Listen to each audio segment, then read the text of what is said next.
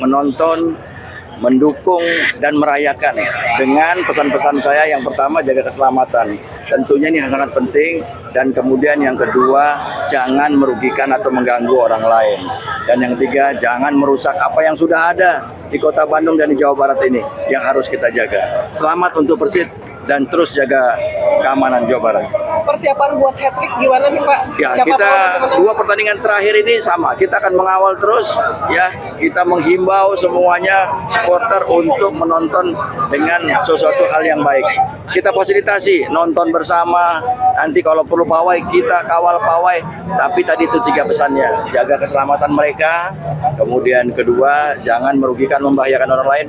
Dan ketiga, merusak. Nah, ini ada Pak Wali sini. Kita dapat dukungan semuanya. Hidup Persib, hidup Jawa Barat, hidup Kota Bandung. Pengamanan di laga terakhir nanti itu pengamanan di laga sama manajemen dan tentunya Forkopimda kota dan kabupaten semuanya. Kita akan nonton, kita akan support, kita akan saksikan, kita akan rayakan kemenangan Persib menang deh.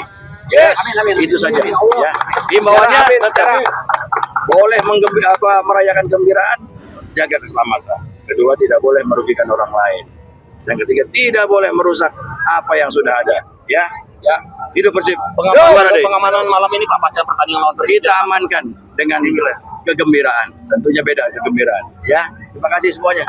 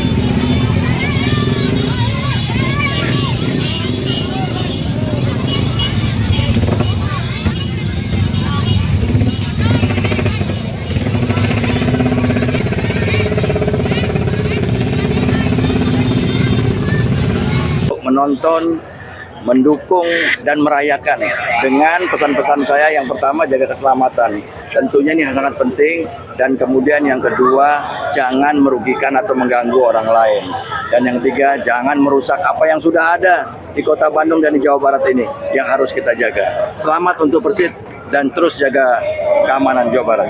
Persiapan buat hat-trick gimana nih Pak? Ya, Siapa kita tahu nanti menang? 2 pertandingan terakhir ini sama. Kita akan mengawal terus, ya. Kita menghimbau semuanya supporter untuk menonton dengan sesuatu hal yang baik. Kita fasilitasi nonton bersama. Nanti kalau perlu pawai, kita kawal pawai. Tapi tadi itu 3 pesannya: jaga keselamatan mereka. Kemudian kedua, jangan merugikan, membahayakan orang lain. Dan ketiga, merusak. Nah, ini ada Pak Wali sini. Kita dapat dukungan semuanya. Hidup Persib, hidup Jawa Barat, hidup Kota Bandung. Pengamanan di laga terakhir nanti, Pak. Pengamanan di laga Sama manajemen dan tentunya Forkopimda, kota dan kabupaten, semuanya kita akan nonton, kita akan support, kita akan saksikan, kita akan rayakan kemenangan Persib menang deh. Yes, itu saja. Ya, himbauannya tetap boleh merayakan gembiraan, jaga keselamatan. Kedua, tidak boleh merugikan orang lain. Yang ketiga, tidak boleh merusak apa yang sudah ada. Ya, hidup Persib. pengamanan malam ini Pak pasca pertandingan lawan Persib. Kita amankan dengan kegembiraan. Tentunya beda kegembiraan. Ya, terima kasih semuanya.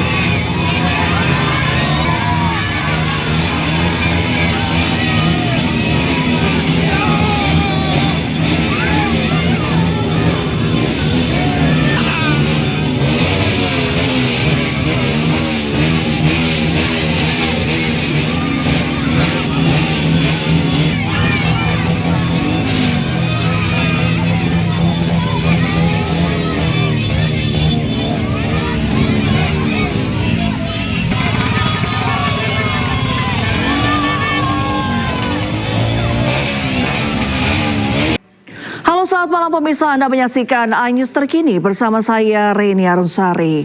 Pemirsa, Menteri Perdagangan Budi Santoso membantah keluhan masyarakat terkait kelangkaan minyak kita dan kenaikan harga di pasaran.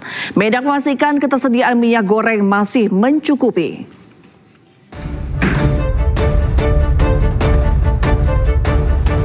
Menteri Perdagangan Budi Santoso membantah terjadinya kelangkaan minyak goreng di pasaran. Budi mengklaim justru pasokan minyak goreng secara nasional tersedia cukup banyak, termasuk produk minyak goreng non-subsidi atau second brand. Namun Budi mengaku jika pasokan minyak kita lebih terbatas dibandingkan minyak goreng komersil. Menurut Budi, terbatasnya produk minyak kita merupakan hasil dari pemenuhan kewajiban dalam negeri atau DMO pengusaha sawit. Minyak kita itu sebenarnya kan minyak DMO yang jumlahnya juga tentunya terbatas karena itu berdasarkan ekspor. Nah, minyak DMO ini atau minyak kita ini sebenarnya kan dulu sifatnya sementara ya. Nah, ketika minyak kita lagi berkurang nggak ada, seolah-olah minyak goreng langka. Padahal kan Bapak Ibu lihat kalau minyak goreng kan nggak ada masalah ya. Bapak Ibu lihat di mall di sini juga banyak ya, di pasar aja juga banyak. Sementara itu dari pantauan di pasaran, harga minyak kita berkisar antara Rp15.900 per liter, lebih tinggi dibandingkan harga ECA tertinggi, yakni Rp15.700 per liter. Kementerian Perdagangan akan terus memantau harga termasuk ketersediaan barang melalui sistem pemantauan pasar di ratusan titik pasar di seluruh Indonesia. Dari Jakarta, Bagus Prasetya Adi dan Dila Aulia, iNews melaporkan. Minibus pengangkut BBM ludes terbakar di Jalan Trans Sulawesi, Poros Toraja Utara, Tanah Toraja. Warga panik beramburan.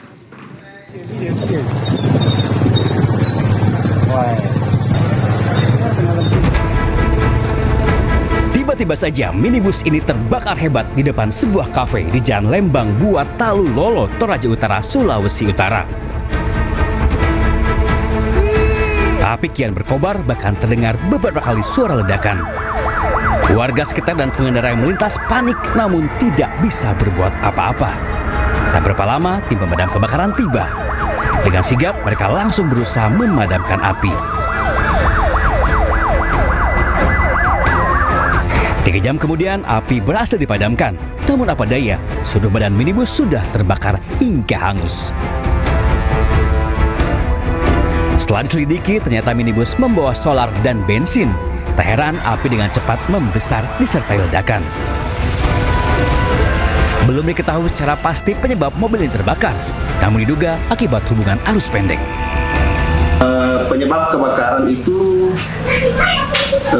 diperkirakan mungkin ada korsleting listrik di kendaraan yang pemuat BBM. Jadi mobil ini disinyalir membawa bahan bakar oplosan pemuat BBM. Walaupun menghanguskan 1 unit minibus, beruntung kebakaran ini tidak menelan korban jiwa. Membawa bahan bakar oplosan. Dari Toraja Utara, Sulawesi Utara, Jufri Tonapa, iNews melaporkan. Pemirsa, demikian iNews terkini. Anda akan kembali menyaksikan program. 2 warga negara Singapura dan 1 warga negara Indonesia ditemukan meninggal di Gunung Api Dukono, Maluku Utara. Seluruh korban hilang telah ditemukan, namun kita akan pantau situasi terkini di RSUD Tobelo, Halmahera Utara bersama jurnalis Transmedia Rusdi Samsi. Selamat malam Rusdi. Rusdi, saat ini Anda sedang berada di rumah sakit. Nah, mungkin Anda boleh ceritakan situasi terkini di sana. Apakah memang keluarga dari korban yang sudah berhasil teridentifikasi ini juga sudah ada ataupun masih berada di rumah sakit? Diana, dari Tobelo kami laporkan saat ini saya berada di rumah sakit umum RSUD setempat, di mana setelah ditemukannya jenazah 2 orang yang diduga warga negara asing asal Singapura ini saat ini jenazah atau kerangkanya ini sudah dibawa ke rumah sakit umum daerah.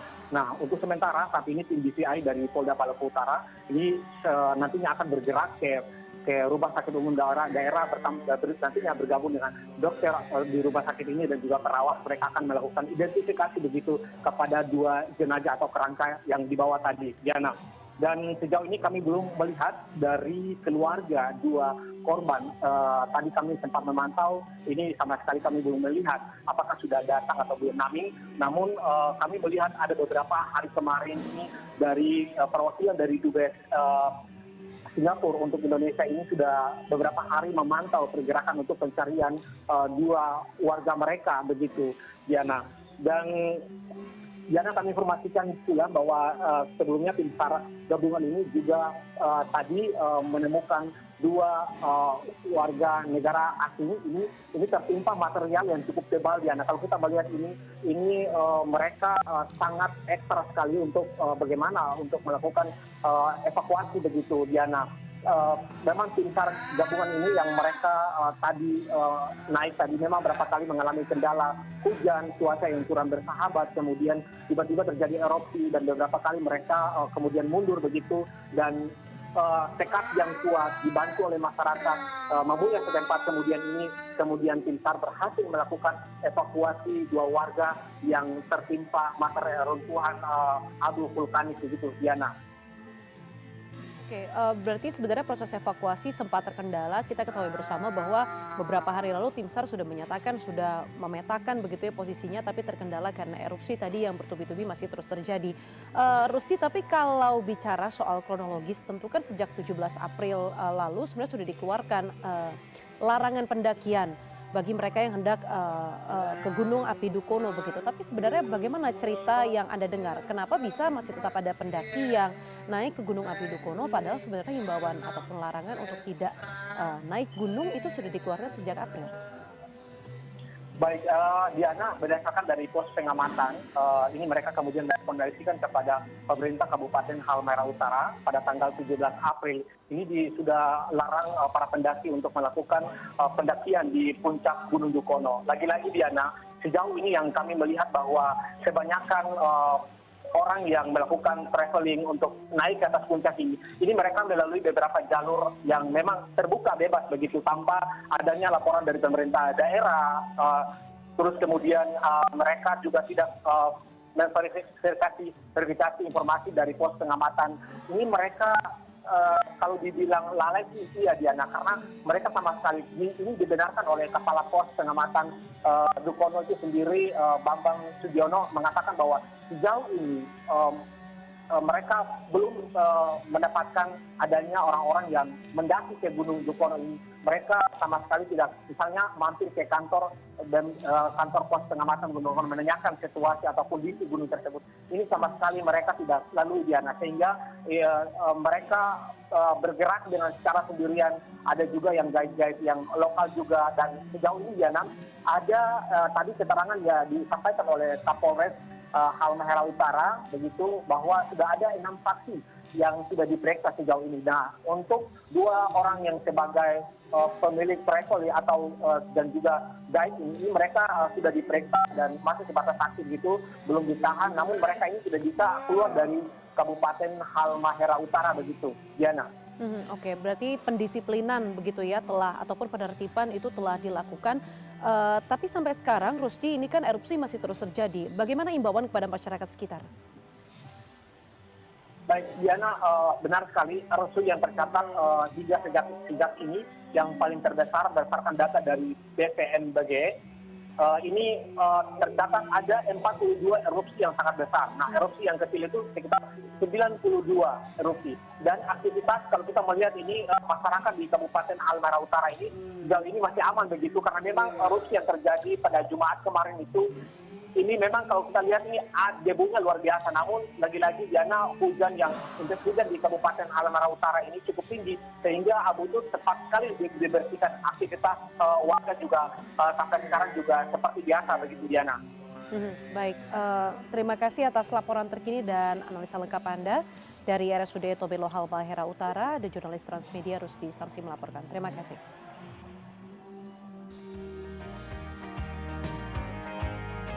Ini taruh di sini. Berhasil. Langsung taruh sini.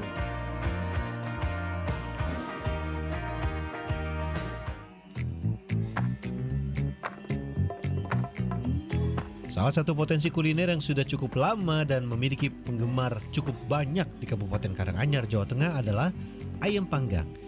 Di Kecamatan Jatipuro, tepatnya sekitar 1 jam perjalanan dari kota Karanganyar, ada beberapa yang sudah cukup banyak dikenal. Salah satunya ayam panggang Mbok Cimplek. Ayam panggang Mbok Cimplek setiap hari mengolah minimal 100 ekor dan pada akhir pekan bisa mencapai 150 ekor. Bahkan pada bulan puasa dan musim lebaran, karena tradisi masyarakat yang membawa oleh-oleh berupa ayam panggang, setiap hari bisa mencapai 800 ekor ayam yang diolah dengan cara dipanggang. Sebelum mengikuti proses pengolahan ayam panggang Mbok Cimplek, pertama saya mendatangi rumah pemotongan ayam yang ada di sekitar Kecamatan Jatipuro. Di tempat ini setiap hari memotong ayam jenis joper atau Jawa Super yang bentuknya seperti ayam kampung. Wah, ini saya langsung masuk ke kandang ayam pagi-pagi untuk menyiapkan ayam nanti yang akan diolah jadi ayam apa Bu namanya Bu? Panggang. Ayam panggang. Ini satu ikut ini berapa banyaknya nih? 5 Mas. Oh 5. Sekilas terlihat seperti ayam kampung. Namun ayam joper ini merupakan ayam pedaging intensif yang proses pemeliharaannya dari anakan sampai dengan siap dipotong kurang lebih 2,5 bulan. Ini usia berapa lama ini? Kurang lebih. 75 sampai 80 Mas. Oh harganya? Oh usianya 75 hari. Oh. Tempat pemotongan ayam ini sudah ada sejak tahun 1975. Saat ini pengelola rumah pemotongan ayam sudah generasi kedua. Setiap hari di tempat ini memotong ratusan ekor ayam untuk memenuhi kebutuhan warung ayam panggang. Ini stoknya di sini banyak, dari tempat ini kita langsung bawa ke tempat untuk pemotongan. Sama seperti di tempat lain, proses pemotongan dimulai dari proses penyembelihan. Ayam dimasukkan ke air panas dan dicabuti bulunya sampai bersih. Selanjutnya, ayam yang sudah bersih akan diambil bagian dalam atau jeroan dan dibiarkan utuh. Proses tahap potongnya juga sudah sesuai dengan ketentuan seperti ini. Coba kita lihat ya. Aduh, Allahu Akbar, Allahu Akbar, Allahu Akbar, Allahu Akbar, Allahu Akbar ya. Setelah seluruh ayam siap, saatnya mengantar ayam ke rumah makan untuk diproses menjadi ayam panggang. Ayam yang dikirim untuk diolah menjadi ayam panggang merupakan ayam yang benar-benar baru dipotong setiap pagi. Jadi kita motong dari jam berapa tadi? Jam 3 pagi sudah motong, sudah bersih. jam 6 maksimal jam 7 kita langsung kirim ke sana, ke tempatnya warung untuk diolah. Rumah makan Mbok Cimplek berada di pusat Kecamatan Jatipuro, tepatnya di sekitar pasar. Kecamatan Jatipuro ini berbatasan dengan Kabupaten Wonogiri. Meski cukup jauh, banyak warga yang melintas atau sengaja datang untuk menikmati ayam panggang di tempat ini. Nah, ini kita sudah sampai di rumah makannya. Tahap awal adalah proses pencucian dan pembersihan ayam. Ada 2 jenis proses pengolahan ayam panggang. Pertama, ayam panggang utuh 1 ekor. Yang kedua, ayam panggang potongan. 1 ekor dipotong menjadi 4 bagian, 2 sayap, 2 paha. Yang satu yang dipotong seperti ini, 1 ekor jadi 4 ya? 4. Jadi 4 untuk yang kecil-kecil. Nah terus ini yang besar-besar ini nanti ditusuk per ekor. Setelah mencoba proses pemotongan ayam menjadi 4 bagian, memotong kukunya dan juga dibersihkan, tiba saatnya proses yang menurut saya cukup sulit dan harus benar-benar diperhatikan, yaitu proses menusuk ayam 1 ekor. Aduh. Terus, dah. Dari atas dulu, Pak. Kaki yang atas ini. Nah, ini ya, yang ini ya. Jempolannya taruh sini, yang ini. Oh, yang ini. Tepuk. Oh, ini tepuk ke sini. Terus kepala ke sini. Lalu sayap, taruh sini dulu. Sayapnya masuk ke sini. Oh. Aduh, ruwet ini.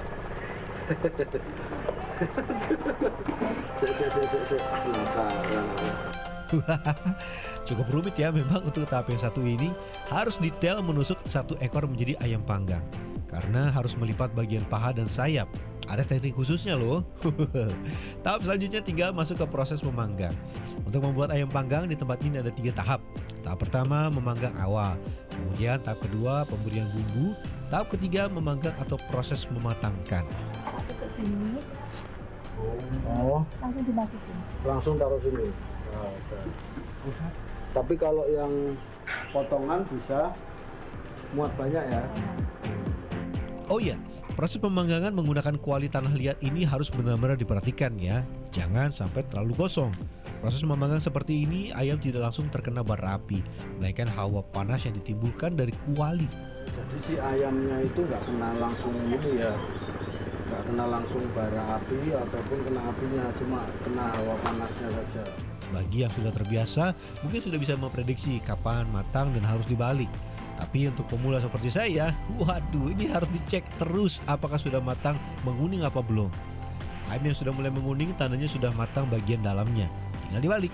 Jadi karena masaknya pakai kayu bakar, stok kayu bakarnya harus banyak gini ya, setiap hari dipakai terus. Nih, yang besar-besar, yang kecil juga. Lanjut ke proses tahap selanjutnya. Ayam yang sudah dipanggang, baik yang utuh 1 ekor maupun yang potongan, dipindahkan ke tempat masak selanjutnya. Di tempat ini ayam yang sudah dipanggang akan ditusuk-tusuk agar pada saat proses memasukkan bumbu bisa meresap. Oke, ini udah kita bawa ke sana ya Bu ya. Nah, ini masih baru masakan pertama. Masih baru masak pertama ini. Masih harus dimasak kedua sama yang ketiga. Nah, cara pemasukan bumbu di tempat ini adalah dengan cara dimasukkan ke dalam wajan yang sudah berisi bumbu. Kebetulan bumbu yang digunakan sudah dibuat dalam jumlah banyak. Penasaran nih apa aja bumbunya? Kalau bumbunya ini bumbu kemiri, bawang putih, sama cabai besar, tumbar, sama empon-empon. Untuk proses pemberian bumbu ini butuh waktu antara 15 sampai 20 menit. Tapi sekali lagi, tidak ada hal baku dalam memasak. Tentunya harus melihat kondisi ya, apakah sudah cukup matang atau cukup empuk atau belum. Sumarni merupakan generasi kedua yang melanjutkan usaha orang tua Mbok Cimplek. Sampai saat ini pelanggan ayam panggang olahannya tidak hanya digemari warga sekitar, tapi juga para pecinta kuliner dari jauh yang sengaja datang untuk menikmati ayam panggang. Bu Sumarni, ini ayam panggang ini sudah ada dari kapan? Dari 99. Oh, 99. Siapa yang dari ibu saya sudah generasi kedua. Kalau harganya Mbak, harganya yang Standar Mas, rata-rata 80. 80. Kalau agak kecil ya 75, kalau agak besar 85. Tapi Oh, rata-rata 80 di antara lah seharian. 80. Itu untuk yang ini Ayam panggang. ayam panggang. Kalau untuk yang porsian paha dada, kayak ini belum matang Mas. iya. Ya di sini macam itu seharga 15.000. Oh. Setelah bumbu benar-benar meresap, tahap selanjutnya tinggal proses memanggang lagi sampai matang. Nah, proses pemanggangan yang ketiga ini sudah matang dan sudah memiliki bumbu ayam panggang. Tandanya udah matang gimana? Ada coklat-coklatnya. Kayak gini. Oh, sampai bumbunya ya meresap kayak kering gitu ya. Iya, agak kering. Oh. Sampai bumbunya agak meresap kering seperti ini. Nanti dia sudah matang. Melihat dan mengikuti prosesnya, saya sudah tidak sabar untuk mencicipi ayam panggang ini. Pastinya aroma asap smoky yang khas api kayu bakar sudah menggugah selera. Lebih lagi ada aroma daging ayam terpanggang dan bumbu rempah-rempah yang menimbulkan aroma. Alamak. Ini hasil dari proses kita dari awal sampai jadi. Wah.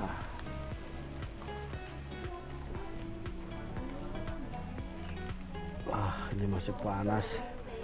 Kita langsung menuju tempat makan untuk kita nikmati. Tiba saatnya pada bagian akhir, yaitu menikmati olahan ayam panggang Mbok Cimplek. Ayam panggang ini dilengkapi dengan sambal terasi, kemudian ada lalapan kecambah daun pepaya rebus, dan urap atau kudangan. Terus sambal yang pasti sambal terasi ini, wah, istimewa. Jadi kalau ke Karanganyar, tepatnya di sebelah Pasar Jatipuro ini ada warung ayam panggang Mbok Cimplek.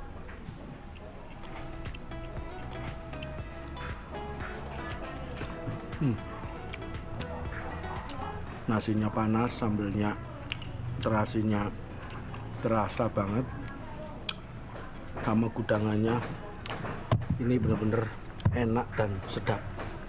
Robi Syofwanamin, Probogus Hartoyo, Karanganyar, Jawa Tengah.